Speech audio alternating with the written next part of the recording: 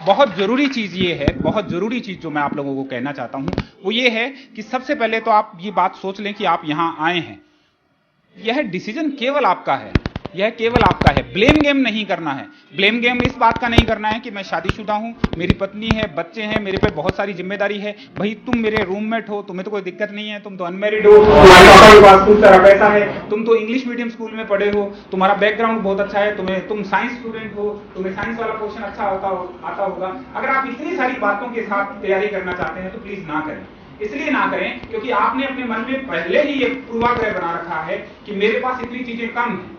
यहां लड़ाई इस बात से है ही नहीं है। ये जो लोग आपके सामने सिलेक्ट हुए हैं, यह अगर इनमें से कोई, या मैं स्वयं ये सोचूं कि मैं जो लोग नाकामयाब हो गए उनसे ज्यादा श्रेष्ठ हूं, नहीं। अगर मैं ऐसा सोचता हूं तो मैं जमीन से 3-4 फीट ऊपर चलना शुरू कर दिया मैंने।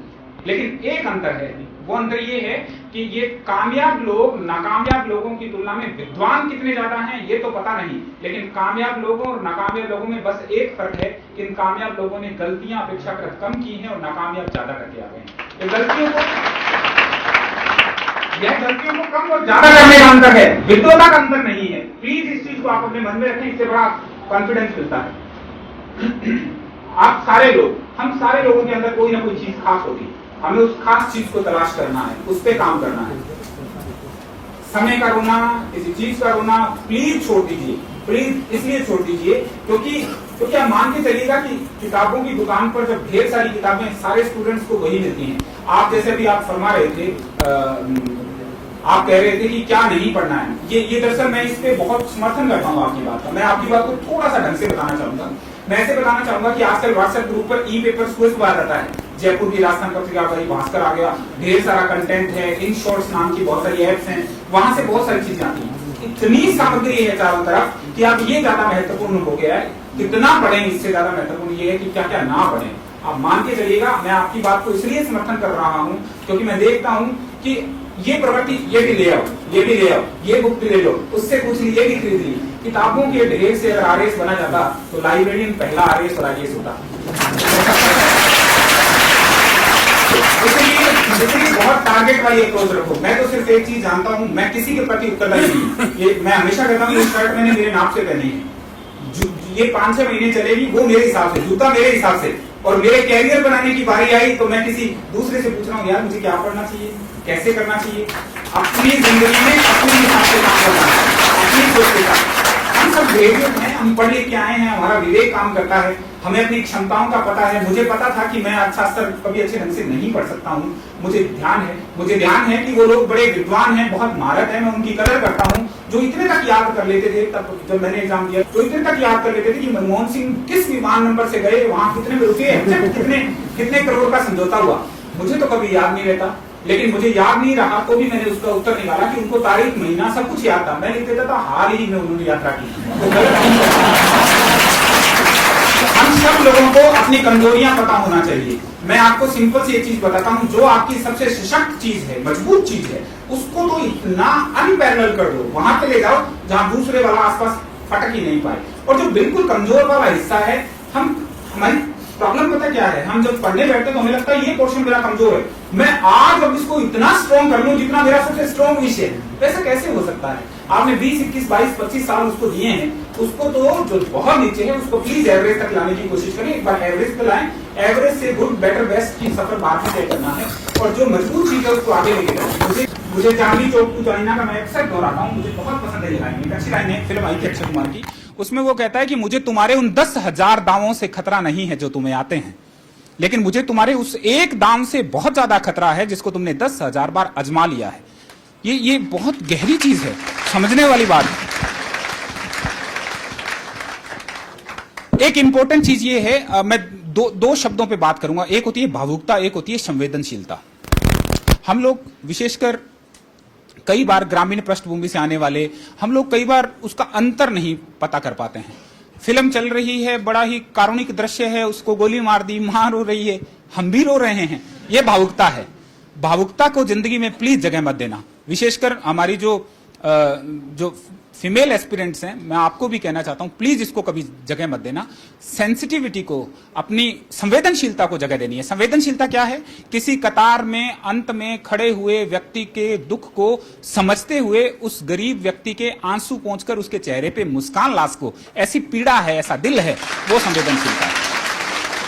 तो संवेदनशीलता बहुत जरूरी है, बहुत जरूरी है, उस पर काम करना है। अब मैंने संवेदनशीलता के साथ साथ एक ताकतवर चीज आपको देना चाहता हूं, वो है जुड़ाव।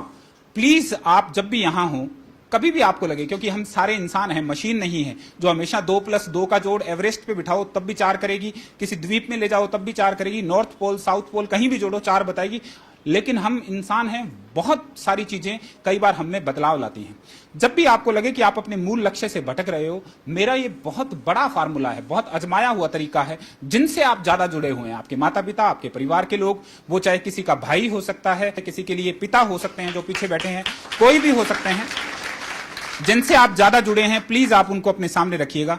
मैं आपको सच बताता हूं, आप कभी मत सोचना कि आप लोग ये बैठे हो, जब तक आप वो खास वाला काम नहीं करोगे ना, उस पकड़ को नहीं बनाओगे, तो निराशा मिलेगी, और निराशा में आदमी फिर बहाने तलाश करता है। इसलिए झोंकना है आपको, सारी ताकत एक साथ लगानी है। ये वन टाइम का गेम है।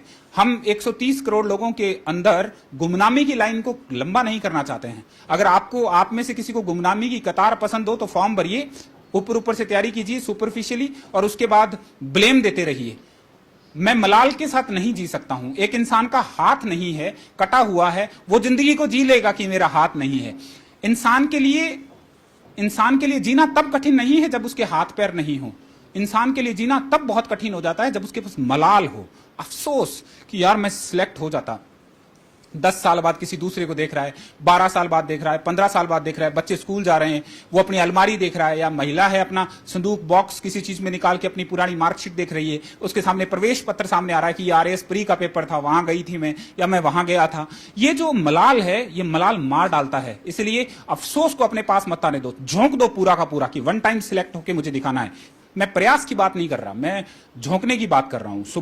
सुबह का पिया हुआ चाय का गिलास, दोपहर का लंच या डिनर, अगर यही जिंदगी है तो फिर सारे लोग एक जैसी जी रहे हो। लेकिन फिर इसमें और इसमें कुछ तो फर्क है। हमें उस फर्क की तलाश करनी है, और उस फर्क की तलाश करने के लिए अपनी क्षमताओं को पहचानना है और निरंतर लगे रहना है। निरंतर लगे रहना बहुत जरूरी है। समय के साथ मूल्यांकन मत कीजिएगा कि मैं 8 घंटे पढ़ूंगा, 10 घंटे पढ़ूंगा, तभी आपका सिलेक्शन होगा। सिलेक्शन का कोई इनसे सीधा सीधा कोरिलेशन नहीं है। इसलिए जो समय आपको मिलता है उसमें आप पढ़ें, आशावादी बने रहें। निराश व्यक्ति के लिए सारे दरवाजे बंद हो जाते हैं। आप अच्छा सोचें, मुझे कभी दिक्कत नहीं होती है।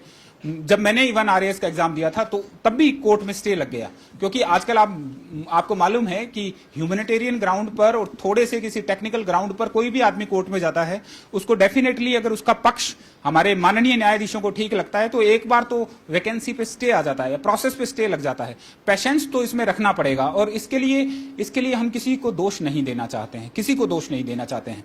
अभी ये कतार से उधर का और इधर का फर्क है। मेज के दूसरी पार बैठे हो अभी आप, जब आप इस पार आओगे तब आपको लगेगा कि बहुत सारी चीजें ऐसी हैं। आजकल एक्सपेक्टेशन बहुत बढ़ गई है। मैं आपको ये बात इसलिए बता रहा हूं ताकि आपके दिमाग में ये सावचेती आ जाए, आपको पता लग जाए कि हर बार जब आप RPSC का रोना रोते हो वो इतना ईजी नहीं है। आजकल गली में किसी के घर के आगे कुत्ता मर जाता है ना, पहले वो एप्लीकेशन देके आता है 5 किलोमीटर दूर जाके कि साहब मेरी गली में कुत्ता मरा हुआ है। इनकेस उस एप्लीकेशन पे गौर नहीं हुआ, 5वें 7वें दिन RTA लगाता है कि मेरी एप्लीकेशन पे क्या हुआ, फिर 10वें 15वें दिन धरना देने जाता है, तब तक कुत्ता तो गल चुका है, मिट्टी में मिल चुका है, उसका पता ही नहीं है। मैं कौन सी चीज आप तक पहुंचाना चाहता हूं? मैं इसलिए पहुंचाना चाहता हूं जो स्वयं के प्रयास थे, उन प्रयासों की बजाय एक्सपेक्टेशन के बोझ तले बहुत सारी चीजें दब चुकी हैं, चाहे वो फिर ब्यूरोक्रेसी है, पॉलिटिकल सेटअप है, उन सारी चीजों के मद्देनजर। इसलिए दोष नहीं देना है, प्लीज आप काम करें, क्योंकि जब आप जिस RPSC पे आप लांछन लगा रहे होते हैं, दोष दे रहे होते हैं, तब कोई गरीब घर का बच्चा जिसका कहीं सिलेक्शन हुआ है, वो पड़ोस में लड्डू इस बात के लिए बांट रहा है कि मेरा सिलेक्शन हो गया और मैं तो वार्ड पंच को भी नहीं जानता था, मेरे मम्मी और पापा देखो कितने खुश हैं। उनके लड्डू पे लांछन लगाने का अधिकार नहीं। कोई कुछ भी कहे, कोई ये कहे कि साहब चेक चलता है, ये चलता है, आप मत सुनो। वो इसलिए मत सुनो कि ऐसे सुनाने वाले लोग वो हैं जिनका सिलेक्शन नहीं हुआ, अब उनके मन में खतरा है, उनको डर है कि अगर आप उसी एनवायरमेंट से अगर आपका सिलेक्शन हो गया तो वो बहाना जो पिछले 5-10 साल से वो लोगों को सुना सुना के भ्रमित कर रहे थे, अपने आप को सही टिका रहे थे, वो बहाना आपने उनका तोड़ दिया। इसलिए उनकी बात नहीं सुननी है। सिर्फ अगर आपको सुनना है तो एक बात ध्यान रखें, मैं आपको बताना चाहता हूं, मैंने RPSC में टीचर वाला, लेक्चरर वाला और आरएएस वाला एग्जाम दिया था। मैंने 3 बार एग्जाम दिए, तीनों बार मैं किसी को नहीं जानता था। मैं आपके सामने हूं, मैं ऐसे बहुत सारे लोगों को जानता हूं जो शायद अपने उस शहर में काउंसलर कौन है, वो एमएलए को कभी प्रत्यक्षतः मिले नहीं होंगे, जो आर्थिक तौर पे बहुत कमजोर है, हम दूसरा पक्ष भी नहीं देख सकते, उन लोगों का भी सिलेक्शन होता है। इसलिए उत्साह के साथ काम करते रहिएगा। उससे अगली चीज जो मैं कहना चाहता हूं वो ये है कि दरअसल क्या है, एक निरंतरता होती है, वो बहुत जरूरी है। आपको लगातार कंटिन्यूअसली प्रयास करना है। आप थोड़ा पढ़ रहे हैं, कितना पढ़ रहे हैं, ये मायने पर तो नहीं है। असली चीज ये है कि आपकी समझ उसमें कितनी है, आपकी मौलिकता कितनी है। ये मौलिकता है ना, ये बड़ी मुश्किल से मिलती है। अगर मौलिकता नाम की कोई चीज सब्जी मंडी में लोरियों पर बिकती तो निश्चित तौर पे सबसे पहले मौलिकता की टैबलेट खिलाते हैं, लेकिन है नहीं। यह पैदा होती है, यह तब आती है जब आपके अंदर कंटेंट भरा हो। और कंटेंट कब भरा जाता है? जब आप आसपास की परिवेश को देखते हैं, इंटरडिसिप्लिनरी अप्रोच इस्तेमाल करते हैं। आपको लगता है कि अखबार में यह खबर आई है, मैं इस चीज का इस्तेमाल, मेरे से अगर यह पूछा जाएगा तो मैं वहां कर सकता हूं। अगर आप ऐसी कुव्वत रखते हैं, ऐसा सामर्थ्य रखते हैं, तो आप में वो बात आ सकती है। आप ध्यान रखिएगा कि किसी भी अंडे को आप बाहर से थोड़ा मारकर कभी चूजे को पैदा नहीं कर सकते हैं। चूजा तो तभी सामने आएगा जब वो अंदर स्वयं से खोल के चोंच मारेगा और फिर बाहर निकलेगा। हमेशा हर अच्छी चीज का जो प्रस्फुटन है वो अंदर से होता है, थोप के चीजें नहीं डाली जा सकती हैं। इसलिए आप अपने अंदर की उस चीज को तलाश कीजिए। कभी भी किसी चीज पे हम आशा निराशा के दौर में चलते हैं, सभी लोग निराश होते हैं। कोई ये कहना चाहता है कि मैं जिंदगी में कभी निराश नहीं हुआ, वो देवताओं की श्रेणी में आता है या उनकी श्रेणी में आता है जो 4 पांव पे चलते हैं। लेकिन मैं आपको सिर्फ बताना चाहता हूं, फर्क इस बात का भी है कि किसकी निराशा कितनी लंबी है। कुछ लोग बहुत जल्दी उससे उबर जाते हैं। वो उबरने का सामर्थ्य पैदा कीजिए, अच्छा सोचिए, अच्छे लोगों की संगत में रहिए, बढ़िया तरीके से उस पर काम करिए। जब तक आप सिलेक्ट नहीं हो जाते हैं, आपका एकमात्र लक्ष्य होना चाहिए कि मुझे यहां आना है, मुझे निकलना है। आप लोगों ने इन सब के लिए तालियां बजाई है, बहुत अच्छी बात है। हम जब भी कोई सिलेक्ट होता है, ये ओलंपिक में मेडल लेके आया, तालियां बजा दी, ये उसके लिए आया, हमने तालियां बजा दी। लेकिन पता नहीं, मुझे ऐसा लगता है कि हमारे मन में एक ख्याल आना चाहिए कि मैं वहां हूं और लोग मेरे लिए तालियां बजाएं। ये जो बीच का डिफरेंस है, वहां तक जाना है, ये वहां तक जाना है और उसके लिए अपने को काम करना है, उसके लिए काम करना है। आप अखबार पढ़ रहे हो, आप कुछ भी पढ़ रहे हो, किसी भी तरीके से हैं, उनसे बात सुनो। और कभी भी एक चीज मैं और कहना चाहूंगा, कभी भी यह कोशिश नहीं कीजिएगा कि आप किसी से इतना ज्यादा जानते हैं। यह इस लड़ाई में नहीं आना है। इस लड़ाई में इसलिए नहीं आना है, जैसे सपोज करें कि मेरे साथ कोई तैयारी करने वाला है, वो 5 लड़के उसको और मिलते हैं, मैं चला गया, वो पीछे से उसको कह रहा है, पता है ये तो यार ऐसे ही सिलेक्ट हो गया होगा, या कोई और, ये तो सिफारिश से हुआ था, या कोई कह दे कि ये पैसे दे के आया था। अब मैं उसकी बात को दिल पे लेके बैठा हूं, अरे उसने मेरे लिए नेगेटिव बोल दिया, वो मेरी आलोचना कर रहा है, वो मेरी बुराई कर रहा है। ये भी एक इम्तिहान है। पेपर वाले, पेन वाले इम्तिहान से पहले यह भी एक इम्तिहान था। इस इम्तिहान को पास करना पहली प्राथमिकता है। ग्रेजुएशन की प्राथमिकता तो फॉर्म में लिखी हुई है। ये वो प्राथमिकताएं हैं, ये वो पेपर हैं जो कहीं लिखे नहीं जाते, पर इनको पास किए बिना वो वाला रिटन पेपर पास नहीं किया जा सकता। इसलिए इनको पास करें। कोई फर्क नहीं पड़ता है कौन क्या सोचता है, कौन क्या देखता है, कौन क्या खाता है पीता है, मैं क्या हूं, मुझे क्या बनना है, मेरे लिए बस यही प्राथमिकता है। और इसके लिए एक लक्ष्य के साथ काम करना है। मैं इस बात पे बहुत दृढ़ता से यकीन करता हूं, बहुत ज्यादा यकीन करता हूं कि समय का रोना तो बिल्कुल नहीं रोना है, बिल्कुल भी नहीं रोना है। बैकग्राउंड का रोना नहीं रोना है, भाषा का रोना नहीं रोना है। भाषा का रोना इसलिए नहीं रोना है, मैंने हिंदी माध्यम से एग्जाम दिया था। मैं सोचूं कि जो मेरे साथ इंग्लिश मीडियम वाले लोग थे, वो जब बहुत अच्छे तरीके से इंग्लिश में बात कर रहे हैं, मुझे लगे कि मैं हीन हूं, मुझे आ नहीं रहा है। मुझे कभी नहीं लगता ऐसा। मैं आपको वापस दोहराना चाहता हूं, सिर्फ कहने के लिए नहीं। अगर आपको मेरे शब्द आपके जेहन में उतर रहे हैं, मुझे कोई फर्क नहीं पड़ता है कि कौन सा इंसान किस भाषा में बात करता है। मुझे पता है कि जो जुबान मेरे खून में, मेरी मिट्टी में, जिसको मैंने शुरू से लेकर पढ़ा है, जब मैं उसमें बोलना शुरू करूंगा, तब मैं असली जितेंद्र को सामने ला सकता हूं। इसलिए सबसे इंपॉर्टेंट चीज ये है।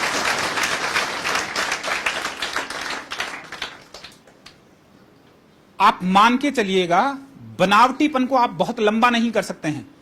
आप बारिश के बाद की सौंधी मिट्टी की खुशबू आपको अच्छी लगती है, हमेशा अच्छी लगेगी। आपको फूल और उस पे जो अलग भंवरे हैं, तितलियां हैं, घूम रही हैं, पेड़ों की ठंडी ठंडी हवा आ रही है, आप कभी भी इमेजिन कर सकते हैं। लेकिन आपको रेडीमेड और चिपकाई हुई मुस्कान, चाहे वो किसी रिसेप्शनिस्ट की क्यों नहीं हो, बहुत लंबे समय तक आपको बांध नहीं सकती है। मैं वापस उस चीज पे आना चाहता हूं। मैं ये कहना चाहता हूं कि आपका जो जुड़ाव है वो बहुत प्राकृतिक, बहुत मौलिक होना चाहिए। हम जैसे अंदर से हैं वैसे बाहर से रहें। मुझे नहीं पता क्या फर्क पड़ने वाला है, मुझे अब भी बहुत सारी चीजें नहीं पता हैं। मैं जब भी मेरे किसी आरएएस अधिकारी से मैं पूछता हूं कि भाई इसका मतलब क्या है, तो वो मुझे बताता है कि इसका मतलब ये है। अरे मैं स्वीकार करूंगा तो क्या फर्क पड़ेगा? मेरे महीने के अंत में अकाउंटेंट में इतना सामर्थ्य नहीं है कि कलेक्टर साहब को 3 चीजें नहीं आई इसलिए इनके 3 रुपए काट दिए जाएं।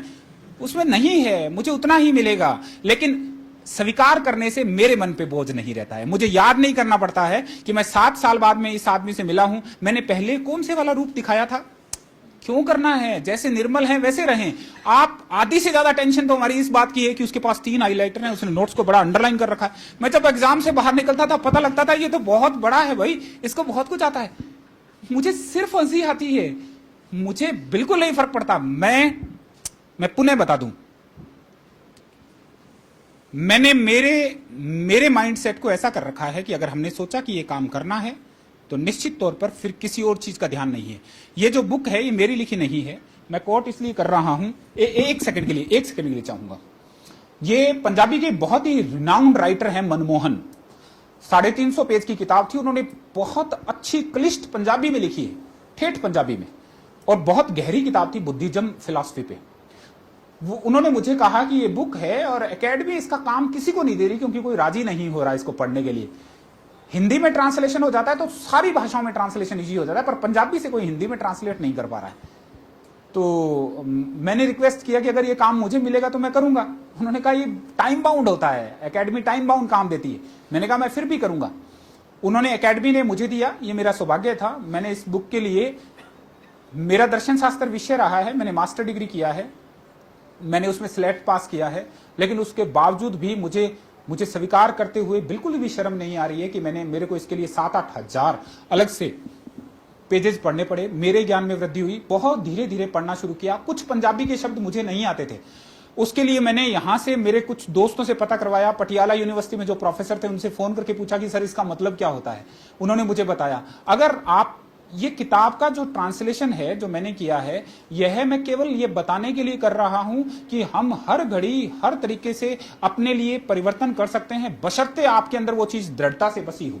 सतही तौर वाली चीजें नहीं, प्लीज कभी नहीं। अगर आप केवल इसलिए आए हैं कि आजकल आरएएस बनने का चलन है या आरएएस की वैकेंसीज कंटिन्यूअसली आ रही है, आपकी ढाणी में, आपके गांव में, आपके मोहल्ले में, आपकी कास्ट में, आपके ग्रुप में किसी दूसरे का सिलेक्शन हुआ है, पापा मम्मी भी कहते हैं कि देखो कितना अच्छा लग रहा है, आपको भी लगता है कि बड़ा ग्लैमरस सा हो जाता है। अगर आप इसलिए आए हैं और केवल एकमात्र ये रीजन है तो प्लीज आपको फिर एक बार इंट्रोस्पेक्शन करना चाहिए। आप खुद जब अपने लिए आए हो, आपको लगता है कि मैं कामयाब होने के लिए आया हूं, तो ही आप सिलेक्ट हो पाएंगे। और अच्छे तरीके से देखिए, आप एक चीज ध्यान रखिएगा, जब आदमी सिलेक्ट हो जाता है उसको सारी चीजें चेंज हो जाती हैं। एक मैं आज आपको एक छोटा सा सपना देना चाहता हूं। मैं आपको ये कल्पना देना चाहता हूं कि आपकी आंख बंद है, आपको लगता है कि आपका चयन हो गया है, आप सिलेक्ट हो गए हैं, रिजल्ट आ गया अखबार में, आप बहुत अच्छी रैंक पे आए हैं। आप जब सिलेक्ट हो जाते हैं और आप अपने मम्मी पापा से मिलते हैं, आपके पिता से मिलते हैं, आप अपने पिता को जब ऐसे बिल्कुल मिलेंगे, सीने से लगाएंगे, आप अपनी माँ से मिलेंगे, एक बार इमेजिन करके देखें कि उनकी जो खुशी है, उनकी आंख से अगर एक हल्का सा टप पे आंसू भी गिरेगा ना, तो दुनिया के हजारों प्रमाण पत्रों और मेडल से ज्यादा बड़ा होगा। और वहां तक बात करनी है।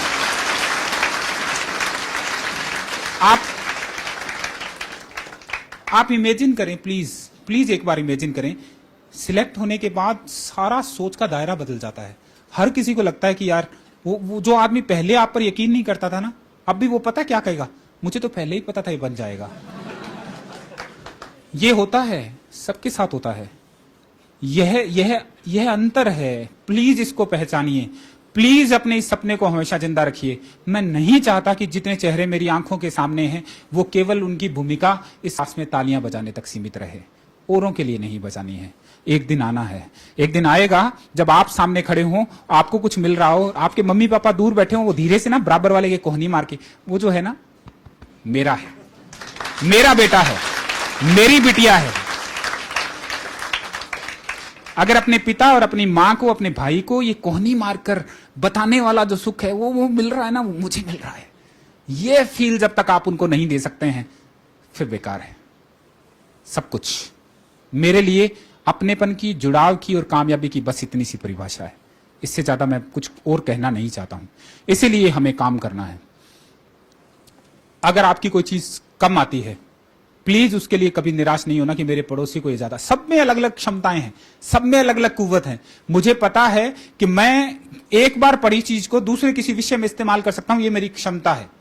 लेकिन मुझे यह भी पता है कि मैं फैक्ट्स याद नहीं रख सकता, यह मेरी नाकामयाबी है। मैंने तैयारी इस ढंग से की कि अपनी नाकामयाबी वाले हिस्सों को, अपनी कमजोरियों वाले हिस्सों को बस एक एवरेज सा बनाऊं और बाकी उस पर काम करूं। आप अपने आप पर उन चीजों की तलाश करें, लगातार लगे रहें। मैं काम करता हूं और आपको बताना चाहता हूं कि काम करते वक्त सामने वाली किसी इंसान की बात को सुनकर जब दूर करते हैं और वो इंसान जब धन्यवाद देके जाता है, तो आपको लगता है कि यार यही होता होगा लक्ष्य जो इंटरव्यू वाले पूछते हैं कि आरएएस आईएएस क्यों बनना चाहते हो। उस मुस्कान की कोई परिभाषा नहीं है। हम वहां तक जाएंगे, वहां तक काम करेंगे। आप सारे लोग कामयाब हों, मैं ऐसी शुभकामनाएं आपको देना चाहता हूं। और आपसे सिर्फ एक रिक्वेस्ट करना चाहूंगा, हमेशा अपने हौसले को बहुत बुलंद रखिएगा, हमेशा निरंतरता बना के रखिएगा। अच्छा सोचिएगा, जमीन के 2-4 फीट ऊपर मत चलिएगा, किसी भी चीज के सहारे मत चलिएगा। आपको लगता है कि मुझे इंग्लिश बहुत अच्छी आती है, मैं दिखने में बहुत सुंदर हूं, मेरी हैंडराइटिंग बहुत अच्छी है, मेरे 10वीं में, 12वीं में या ग्रेजुएशन में ज्यादा नंबर आए थे, मैं गोल्ड मेडलिस्ट हूं, या कई बार यह भी भ्रम होता है कि मैं पिछली बार इंटरव्यू तक पहुंच गया था, तुम तो फ्रेशर हो। हालांकि किसी तरीके का भ्रम नहीं रखना है, क्योंकि जमीन से जो 2-4 फीट ऊपर चलते हैं उनके लिए मैं हमेशा कहता हूं, आपने पहले भी सुना होगा कि हम पतंग की तरह नहीं बनना चाहते। ये पतंग उड़कर जितनी ऊंची जाती है, जितनी भी ऊंची जाएगी, फिर इसके नसीब में 2 बातें लिख दी जाएंगी, या तो ये कट कर नीचे आएगी या लुट कर नीचे आएगी। और मुझे नहीं लगता कि किसी की जिंदगी में कट कर नीचे आना और लुट कर नीचे आना अच्छा होता है। इसलिए जमीन पर रह के काम कीजिएगा अच्छे तरीके से। एक पंक्ति जो मुझे बहुत पसंद है, मैं उसके साथ मेरी बात को खत्म करूंगा कि ये दरिया तेरा बूंद भर भी एहसान नहीं है हम पर। दरिया तेरा बूंद भर भी एहसान नहीं है हम पर। हमने जब भी पानी पिया है, इन पहाड़ों का सीना चीर कर पानी पिया है। उस तरीके से काम करो। मेरी तरफ से बहुत बहुत शुभकामनाएं। बहुत अच्छा लगा आप लोगों से मिलने के बाद। आप लोग, मैं हिंदी माध्यम में जो तैयारी कर रहे हैं, वैसे तो सभी लोग जो तैयारी कर रहे हैं उनके लिए फेसबुक पे लिखता रहता हूं मेरे अकाउंट से, जितेंद्र कुमार सोनी के नाम से। आप प्लीज लिखें। मैं सबके उत्तर तो नहीं दे पाऊंगा, लेकिन कभी भी मुझे ऐसा लगा कि किसी का प्रश्न ऐसा है जिसपे एक साथ उत्तर दिया जा सकता है, मैं उसकी कोशिश करूंगा। आपको मैं फिर एक चीज और दोहराना चाहूंगा, मैं बहुत छोटे से गांव का हूं। मुझे जब भी कोई तैयारी करने वाला मिलता है, मैं हमेशा उसको ये कहता हूं कि आप ये मत सोचना कि आप एक कलेक्टर से बात कर रहे हो या एक आईएएस से बात कर रहे हो। मैं जब भी आता हूं, आईएएस वाला तमगा बाहर छोड़ के आता हूं। इसलिए छोड़ के आता हूं कि मैं अंदर जाकर आपके बीच में बस इतना सा अंतर रखना चाहता हूं कि ये 2 साल या 3 साल पहले कामयाब हो गया और हमें अब होना है। सीनियर और जूनियर के अंतर के साथ आना चाहता हूं, पद के अंतर के साथ नहीं आना चाहता। आप फील करें, आप बड़े हैं, आप बच्चे नहीं हैं। इसलिए अगर मेरी बात में जरा सी भी सच्चाई है, वो मेरी आंख से, मेरे इशारे से, मेरे कहना, मेरा बोलना, मेरा दिखना, अगर उससे जरा सी भी आपको दिल को छूती है, तो आप मान के चलिएगा कि मुझे केवल कामयाबी चाहिए। और आपकी कामयाबी इसलिए चाहिए क्योंकि जब भी कोई कामयाब होता है, उसके परिवार वाले खुश होते हैं, तो मुझे लगता है कि मेरे माँ बाप, जो शायद मेरी माँ को तो ये भी पता नहीं कि ये बच्चा किताब सीधी पढ़ रहा है या उल्टी पढ़ रहा है, लेकिन उसको इतना सा पता है कि आज वो बड़े फक्र के साथ कह सकती है कि सरकारी स्कूल में और इस गांव में रहकर हमने मेरे बच्चे को कलेक्टर बना दिया। उनको वो भी शायद ढंग से नाम नहीं आता। इस उपलब्धि तक आप पहुंचिए। मेरी तरफ से